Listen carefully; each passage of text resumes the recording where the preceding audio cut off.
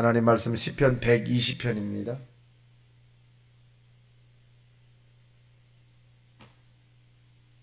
시편 120편.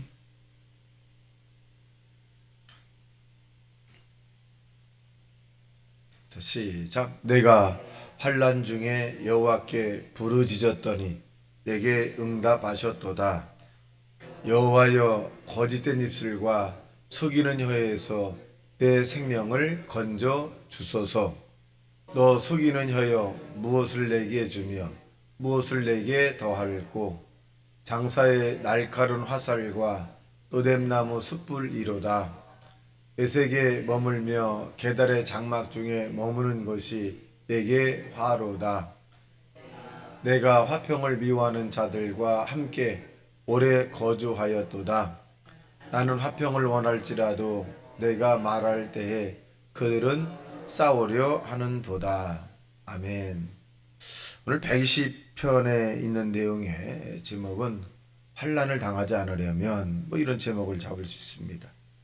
1절에 보니까 내가 환난 중에 여호와께 부르짖었더니 내게 응답하셨도다. 그러니까 체험적인 거죠.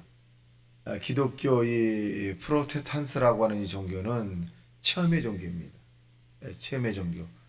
그러니까 하나님을 우리가 믿고 즉 예수 그리스도 안에서 하나님에 대한 신앙 고백을 하고 하나님께 기도하고 바라고 소원하고 계획하는 것들을 현재 속에서 과거를 또 되돌아보면 또 현재 속의 과거에 또 상고해 보면 내가 하지 않았던 일들인데 하나님의 섭리로 응답한 일들이 굉장히 많이 있습니다.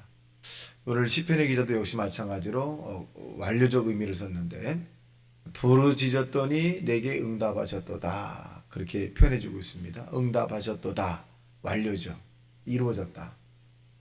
그러니까 이 환난이라고 하는 것은 어떻게 보면 사람이 감당하기 굉장히 어려운 것을 환난이라고 그래요. 이 환난이 물질적 환난도 있고 사람에 대한 환난도 있고 또 이 개인적 환난을 표현하기 어려운 그런 환난도 있을 수 있습니다. 그런데 이 시편의 기자는 응답받았다는 거예요. 응답받고 난 다음에 이제 자기 자신을 이제 생각해 보는 거죠. 성찰해 봅니다. 2절 시작. 여호와여, 거짓된 입술과 속이는 혀에서 내 생명을 건져주소서. 여기 보면 내 생명을 건져달라는 얘기는 아마 1절에 있는 그 환란이 죽음을 방불한 그런 큰 고통이 있었을 거예요. 그 고통을 가만히 이 시편이 생각해 볼 때 거짓된 입술이었다라고 얘기합니다. 그 거짓말이죠. 요한복음 8장 44절에 보면 이 무슨 내용이 기록되어 있냐면 거짓말이라고 하는 것은 마귀의 앞잡이다 이렇게 표현해 주고 있어요. 그러니까 거짓말은 우리의 것이 아니죠. 마귀가 이 행한 그런 일들을 바로 거짓말이다 이렇게 표현해 주고 있어요. 그건 거짓이라고 하는 정의는 뭐냐? 상대에게 피해를 주고 내가 이득을 보는 거예요. 이 거짓입니다. 그래서 이것을 이 내용을 다시 편하게 설명을 한다면 하얀 거짓말과 이제 빨간 거짓말로 보편적으로 이제 나누기로 하는데 하얀 거짓말은 그냥 덕스러운 거예요. 상대도 피해를 보지 않고 나도 피해를 보지 않는 그런 일인데 환자에게 아이고 어제보다 오늘 좋아지셨네요. 이거 이제 덕스러운. 그런데 나는 거짓말을 못해. 어제보다 오늘이 더 한참 형편없네요. 그럼 어떻게 하겠어요? 굉장히 불편하잖아요. 그러니까 이런 것, 그러니까 장사하는 사람이 난 거짓말을 못해. 그래가지고 이제 뭐 이거 500원에 떠왔는데 700원 주세요. 그럼 안 줘. 이 거짓말이라거든. 그러니까 이 인문에 대한 부분을 더하기 위해서 역시 원가입니다. 라고 해서 제가 800원은 받아야 이제 원가로 봅니다. 그래서 700원 날라가면 내가 이건 손해보는 겁니다. 이렇게 하는 것이 이제 보편적인데 그래서 상대에게 피해를 주지 않는다면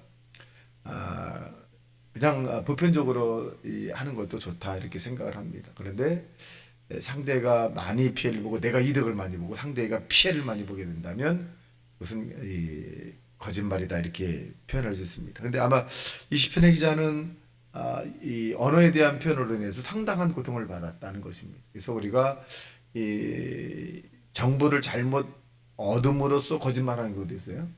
내가 얻은 정보가 아니라 다른 사람이 나에게 전해준 정보를 내가 다른 사람 전해서 하고 싶으니까 아니야.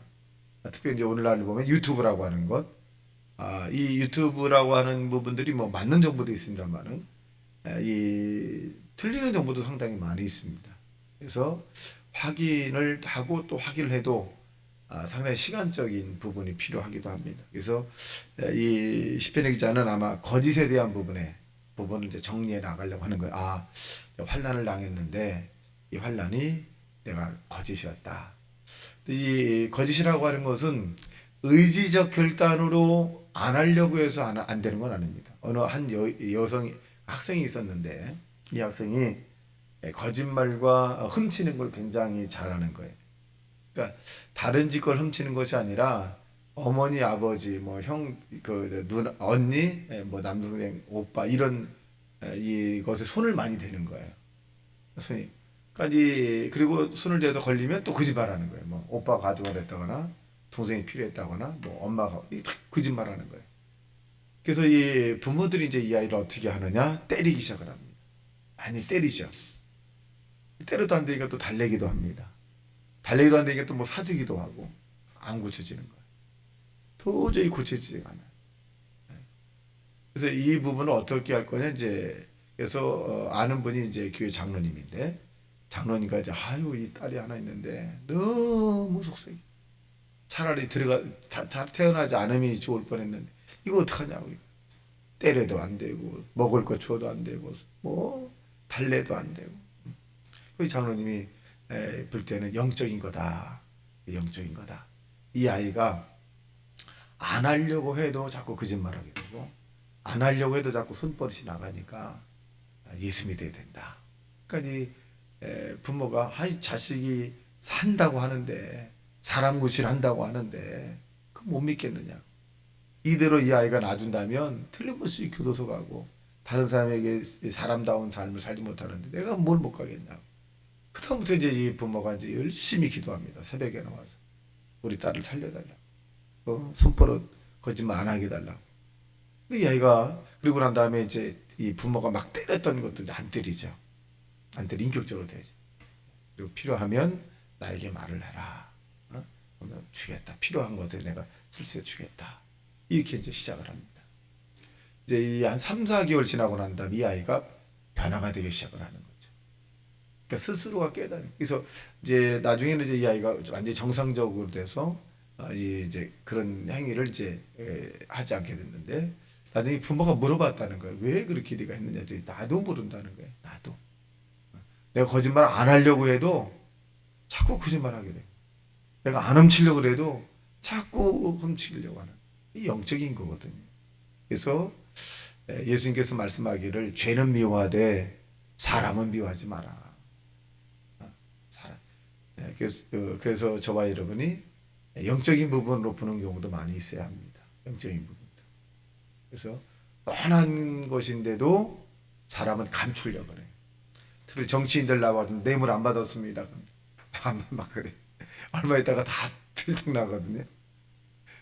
자기 방어적, 이게 심리학적으로 자기 방어라고 그래요. 자기 방어. 그래서 이 영적인 부분이 많다는 것이에요.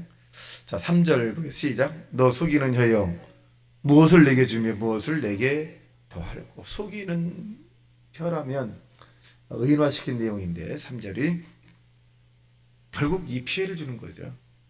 우리가 정신을 바짝 차려야 돼. 정신을 바짝 차리지 않으면 나도 모르게 영적인 것을 확 넘어가기도 합니다. 자, 4절 시작. 장사의 날카로운 화살과 노뎀나 마을의 수풀이로다. 그러니까 화를 당하는 거죠. 거짓은 우리가 화를 주는 거예요. 그래서 우리가 언제나 원망과 불평의 말보다는 또 저주의 말보다는 축복의 말을 많이 하는 게 좋습니다. 덕스러운 말을 하는 것이 좋고 응원과 지지하는 말을 하는 것이 굉장히 중요하죠. 응원해주고 땅에 사는 동안에 저와 여러분이 우리 주변에 있는 모든 사람에게 응원해주고 용기를 주고 희망을 주고 꿈을 주면 반드시 하나님의 영광이 나타납니다. 자, 6절 시작. 내가 화평을 미워하는 자들과 함께 오래 거주하였도다. 나는 화평을 원할지라도 내가 말할 때 그들은 싸우려 하는도다. 그래서 싸우려 하는 화평을 말했다. 그래서 저와 여러분이 예수 안에서 하나님의 성령 안에서 이 세상을 살아갈 수 있도록 성령의 충만을 받고 또 살아갈 수 있도록 기도하는 저와 여러분 되시기를 주님의 이름으로 축원합니다. 다시 말씀 생각하며 통성 기도합니다. 주여 주여 주여